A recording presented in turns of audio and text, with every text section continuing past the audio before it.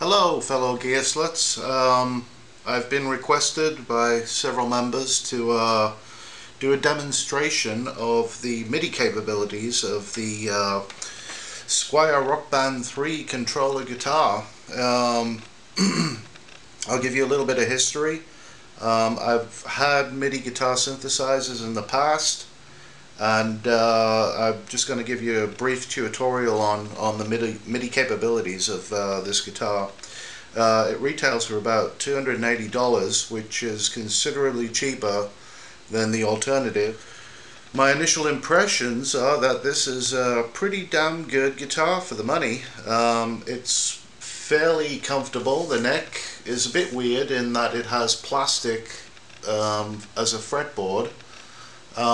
But once you get used to it, it's actually quite a comfortable guitar to play. It does have its limitations over a GK pickup equipped guitar, in that you can't bend the strings on it. It doesn't have a whammy bar per se.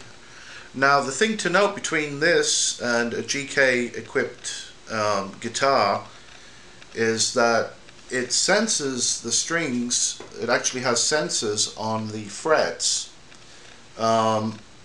which means that there isn't any lag where the GK pickups have to actually convert the string vibrations into MIDI, and that causes lag.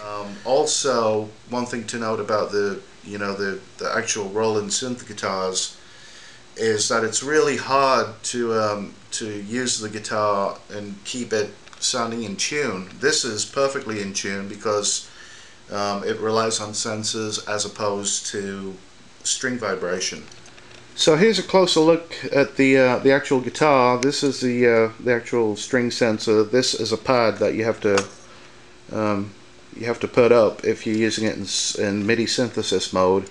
It dampens the strings, and it feels a bit weird at first, but you do get used to it after a couple of days.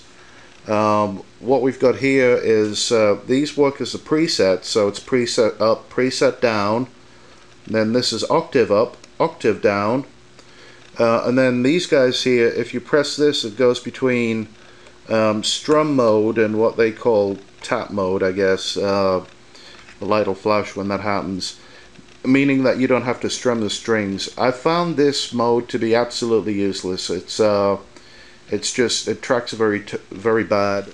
Now, if you turn the guitar over, as I talked about a little bit, you've got your on-off switch here. If you pop this open, oops, takes 3 AA batteries, and then these guys here, these are potentiometers to adjust the string sensitivity.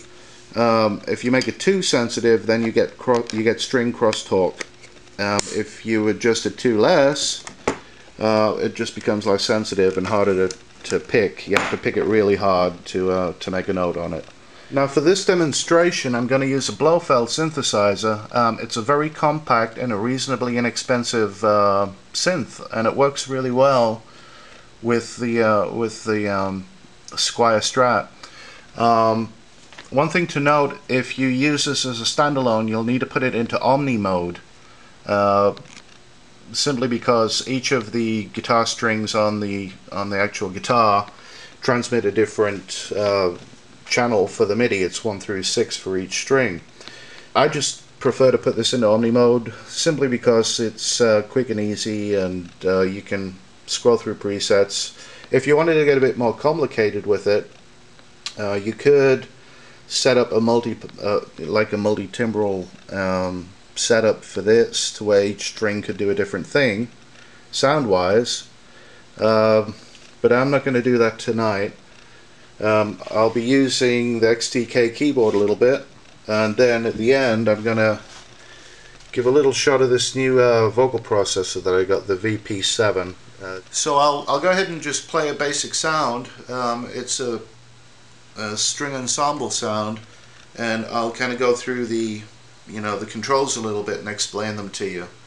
Now, as I said before, if you play something with an open note, the open note tends to sustain indefinitely until you play something else on the frets, which is a bit of a chore, but you can get around it by, you know, using dampening the you know, the other frets with your fingers.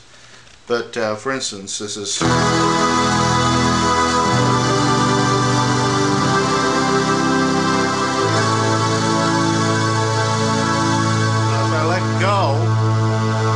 It still sustains, so you have to you know, do something like that to get it to stop sustaining. But as far as these controls go, it's kind of cool. You can play a chord and then you can change the octave via these two switches, and then you can do things like this.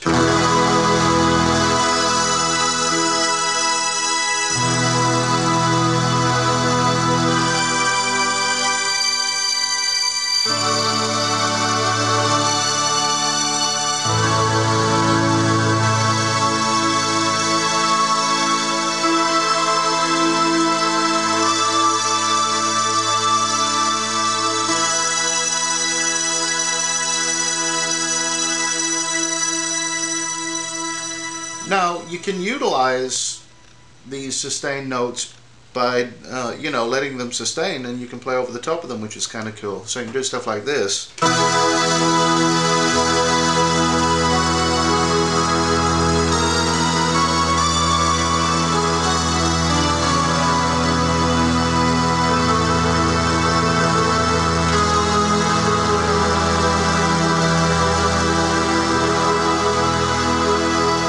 Now, one thing to note is that you have to pick the string each time you wanted to play a note. You can't do hammer-ons in this mode.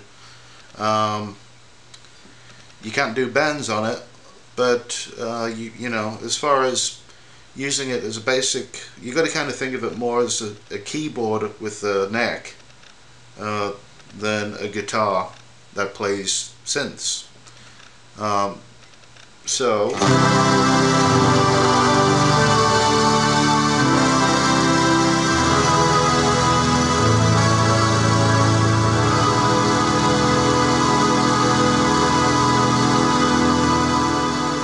Now, one other feature of this guitar is that you can do pitch bending with it, but to be honest, it's completely useless because the pitch bend works on this kind of a tilting motion, and unless you keep it stable, it goes out of tune. It's going to go out of tune with what you're playing. You have to kind of keep it basically level like this. Kind of makes it completely useless to me, but I'll show you how that works.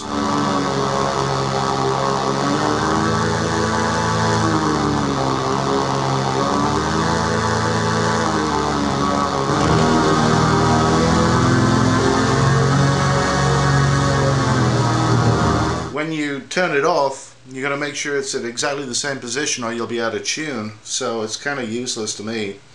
There's also a mode that allows you to set the expression, the control change expression, to where if you tilt it this way, you can set it up to control another aspect of the synthesizer. I'll go through this and kind of demonstrate a little bit some of the techniques I've discovered using this guitar, and play you through some of the sounds.